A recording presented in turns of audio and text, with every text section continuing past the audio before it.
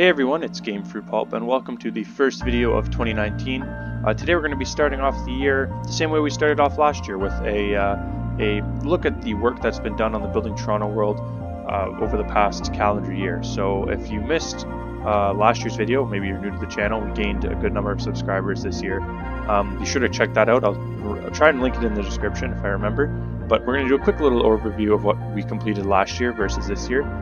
So last year, pretty much all that was completed was the central downtown, the central financial district of the city, and not all of the interiors had been completed. This building was done, Toronto Dominion Centre, Brookfield Place. Brookfield Place was the only fully completed block we had done. We had half of Commerce Court done, and then we had three of the five Toronto Dominion Centre buildings completed, as well as RBC Plaza.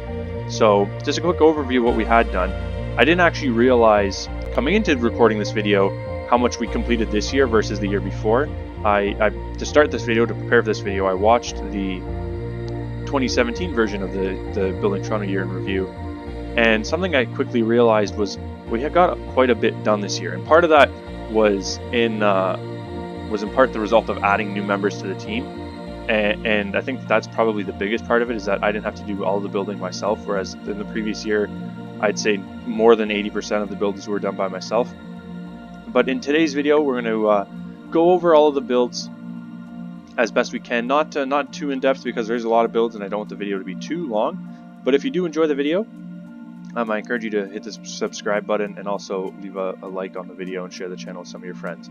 But to start off, I guess the first thing we'll do, because we're starting in the southwest corner of the city, at least as we have it, we have the completion of the Toronto Dominion Centre, so the five kind of black buildings, and this building here, which is, I think, are now black, but when we looked on Google Street View, it wasn't at the time. I think it is now. Something we might need to look into in the next year as we sort of keep working on the map. Coming up north a little bit more to, I believe this is King Street. Yes, it is. We have two of the buildings that go next to First Canadian Place, but First Canadian Place not yet completed. That's definitely on the to-do list. Any of this area north of King Street was started, so it's kind of our focus on the past year was to move east and west, but we did move a little bit north as well, moving into this sort of block here of where the Scotia Plaza is the most prominent building, as well as the Adelaide Hotel. We've completed Old Scotia Plaza, however the new building is not yet completed. I'm hoping to do that soon, as well as get the rest of the Adelaide Hotel completed as well. So you can see that this has all sort of been done over the past year. Star completed Commerce Court North, which also led to the completion of the entirety of Commerce Court, as you can see here. And then I did One King West, the hotel and banquet center kind of area. Something to note, every single build that we have done in the past year, the interior has been completed on, with the exception of the ones that we completed in the past couple of weeks. And all of the interiors on previous builds that we didn't have done before have been completed, with the exception of Brookfield Place. So last year in the year in review video, the Toronto Dominion building didn't have an interior yet. Now it does. Additionally, this building, which has no name, that is this weird trapezoid shape, also has an interior done and didn't last year. So all of the buildings, for the most part, that we have built have interiors done on them. But really, if we're looking at the map compared from last year to this year, the biggest progress you'll see is on the east end of the map. We've done quite a few blocks worth of work. I think it's three complete blocks east of the sort of core financial district have been completed. This being the first one right here. Smaller blocks, but still blocks nonetheless. And these were particularly challenging because we had some issues with the scaling of the buildings, especially the older style ones, and just sort of some of the things some of the small mistakes we made in the beginning stages of building this world that we were sort of having to deal with now. But most of them have been resolved, thankfully, with the completion of these blocks. But we have this sort of area done here. Currently, I'm working on 88 Scott, which is this tower that's going in this area. But all of this stuff is all new in the past year. Most of it was not built by me. It was built by probably our two most active builders, Storm or Ninja. Both of them are pretty active. They're also active on Instagram if you want to check out. They share a lot more than I do, which I'm hoping to change in the new year. But again, you never know. This block was built entirely by Ninja, and the block that we will go to in a bit was built entirely by Storm. So they've both done pretty significant work this past year, and without them on the team, this project really would have stalled out quite significantly in the past year. I did this little The Works burger on the corner, and then this is the block that that Storm did almost entirely by himself. And it's something that this block, I think, really is the highlight of the year, in my opinion, of what's been done. When you look at this sort of block, you sit here. If you're standing in Berksea Park right here and just staring out in real life at this sort of block, I'm pointing at the screen as if you can see me, but you can't.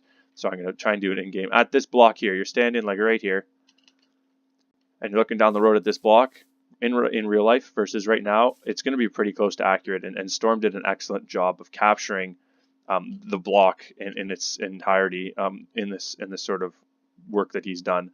L Tower is another building that might get its own video later in the week once the interior is finished, but that was done recently, and it looks really nice. Again, built by the team. Something they do better jobs on most builds than I could probably do myself, so I definitely appreciate their work. And then lastly, to end the year, they started working on these two buildings south of the Esplanade. But that's pretty much all of the work that has been done over the past year.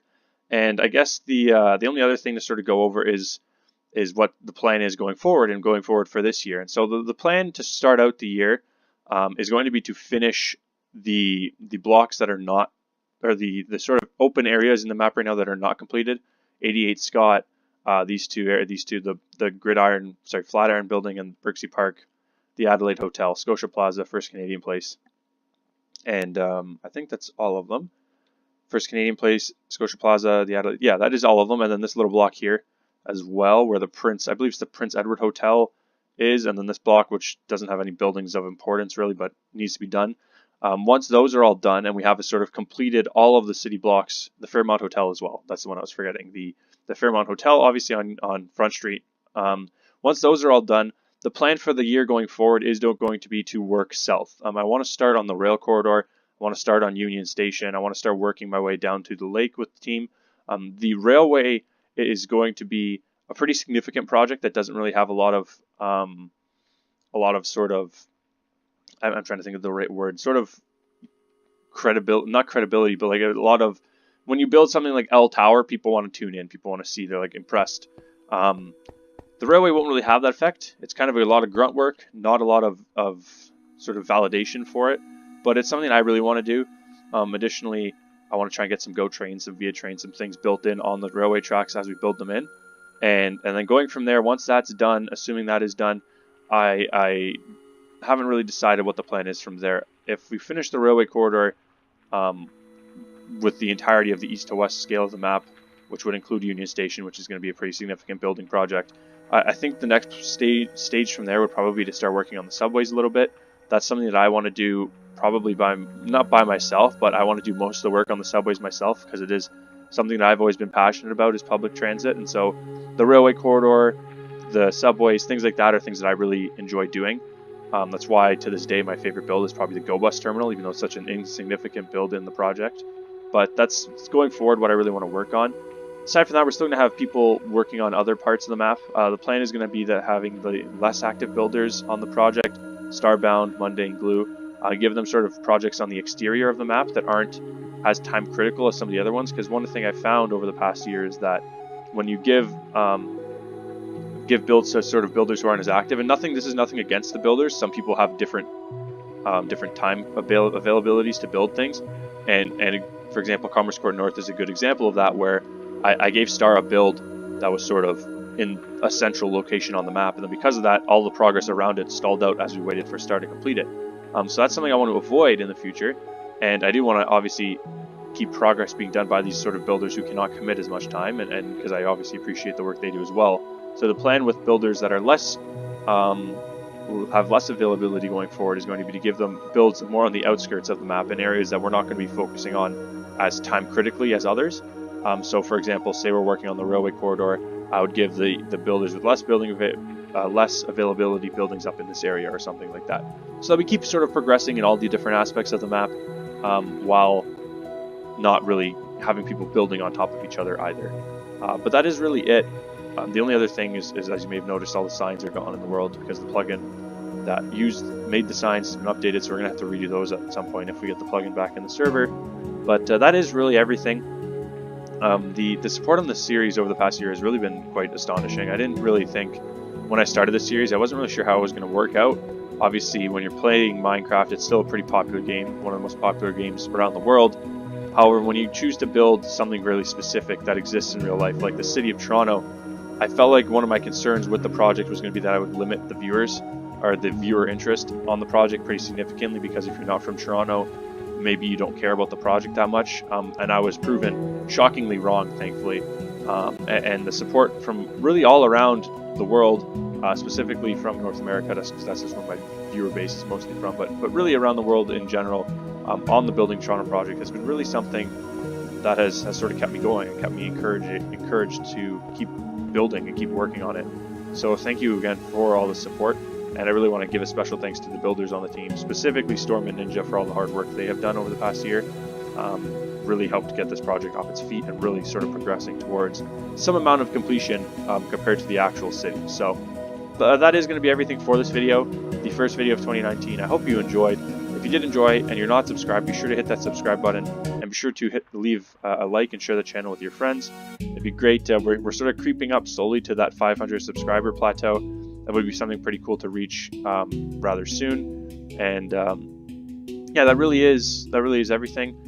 Probably going to see a video hopefully next week, probably to do with New Year's resolutions or something along those lines, another kind of beginning of the year video. But aside from that, my name is Gamefruitpulp. This has been the Building Toronto video. If you want more information on the project, you can check it out on the Planet Minecraft forums. The link to that will be in the description below. Aside from that, hope you guys have a good day. I will catch you all next time. Have a good one.